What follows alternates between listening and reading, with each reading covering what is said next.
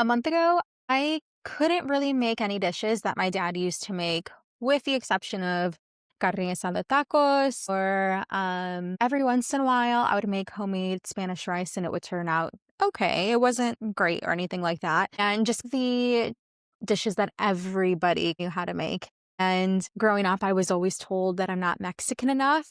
And I decided this year that I no longer want to accept that narrative. Hi, if you're new here, my name is Tori and I am reclaiming my heritage, and this is episode part 2. If you haven't seen it yet, go ahead and see below, and you'll find episode 1 talking about this journey that I'm on. I spent the last 30 days focusing primarily on cooking because the Mexican culture is all about the quickest way to your heart is through your stomach, right? So I have made dishes from arroz con pollo, gorditas, and I have to admit that they may have come out a little bit too thin the first time or two that I made them. And I perfected my Spanish rice. And I'm so excited that I took the month to not worry about content, but to really just get my feet wet and to enjoy this journey that I'm on, because I don't want it to be just a phase. I want to make sure that it's something that I'm able to incorporate into my life going forward.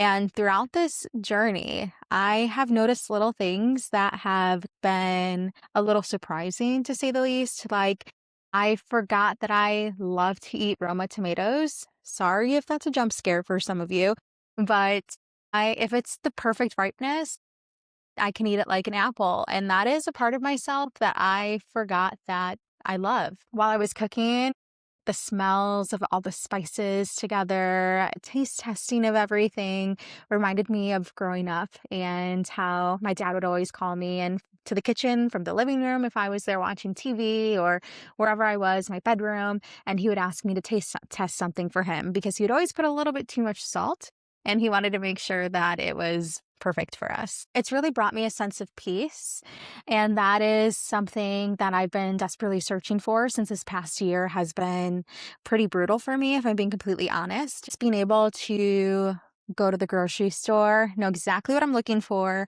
and get the recipe ingredients, and a lot of the times they use some of the same ingredients. So it's a lot less stressful of a grocery trip, which makes it even more enjoyable. But being able to know what I'm going in for, to be able to continue to check things off my list, and to get a sense of accomplishment when I am cooking it, seeing it turn out the way that I want it to turn out, and then eating it and hearing my husband talk about how much he likes it, and getting a sense of accomplishment because quite frankly, it's delicious. It has been super, super enjoyable for me. And if I'm being completely honest, not all dishes turned out great the first time around. Like the first time I made carne con papas, it was okay, but my mom used to make carne con papas when I was younger, and it was a different recipe than what she did, and she doesn't quite remember hers.